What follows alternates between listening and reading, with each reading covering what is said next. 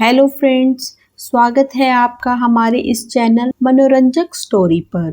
रोज नई स्टोरी के लिए हमारे इस चैनल को लाइक करें, सब्सक्राइब करें एंड कमेंट्स करें। धन्यवाद। दवाई। सोमवार का दिन था। 2 दिन की छुट्टी के बाद बैंक खुलने के कारण बैंक में भीड़ भाड़ थी। ऐसे में रघुनाथ बैंक की सीढ़ियां चढ़कर आने से हाफ रहे थे और अपनी सांसें समेटने में प्रयासरत थे। इतने में नगद निकासी खिड़की पर लगी भीड़ देखकर वो परेशान हो गए और अपने कपकपाते हाथों से मैले से कुर्ते की जेब में हाथ डालकर फटी और बेतरतीब बैंक पासबुक निकालकर पासबुक छपवाने के लिए आगे बढ़े।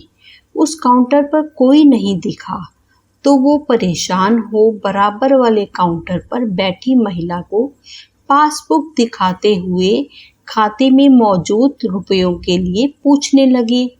उस महिला ने उनको फटकार कर लाइन में आने को बोल दिया और अपने काम में लग गई।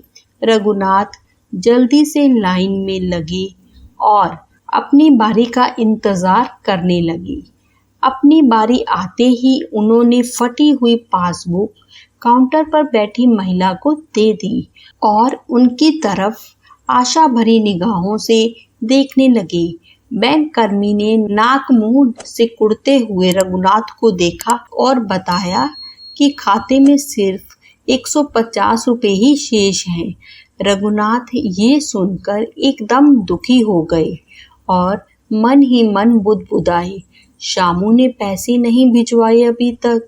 उसने तो कहा था कि पिछले हफ्ते ही भेज दिए थे। 65 वर्ष के रघुनाथ अपनी पत्नी सरला के साथ गांव में रहते थे। उनका बड़ा बेटा शामू शहर में किसी कारखाने में काम करता है और छोटा बेटा राम एक दुकान में काम करता है। खेत के नाम पर जो थोड़ी सी जगह है वह इनकी गुजर बसर करने के लायक तो है, पर बढ़ती उम्र के साथ तरह तरह की बीमारियों ने उनके खर्च भी बढ़ा दिए हैं। उनको पूरा करने में रघुनाथ अपने खेत से होने वाले आमदनी के अलावा बेटों के भेजे गए पैसों पर निर्भर है।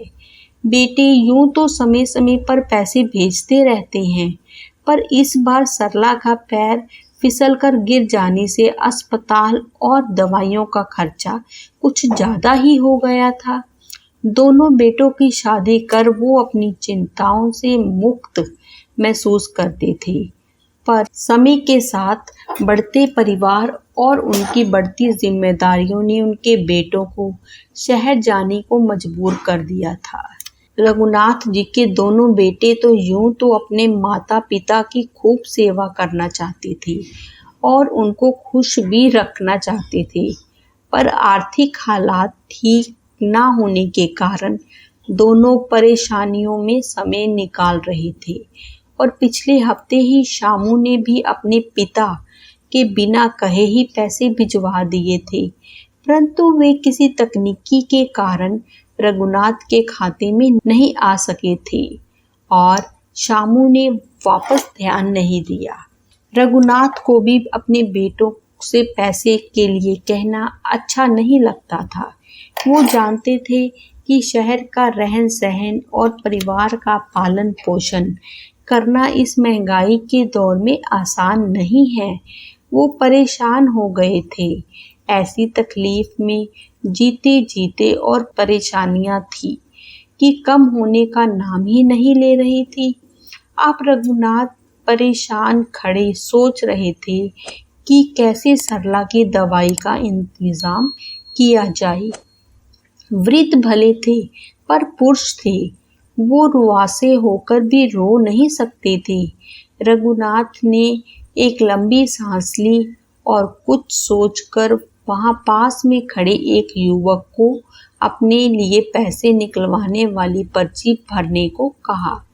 जब नौजवान ने पूछा कि कितने पैसे निकालने हैं, तो रघुनाथ की आंखों में पानी आ गया और वो बोले, 100 निकालने हैं बेटा। रघुनाथ पैसे लेकर सरला के लिए दवाई की शीशी लेते हुए घर पहुंची तो बीमार रहने वाली कराती हुई सरला उनको देख मुस्कुरा उठी और बोली, आ गए आप।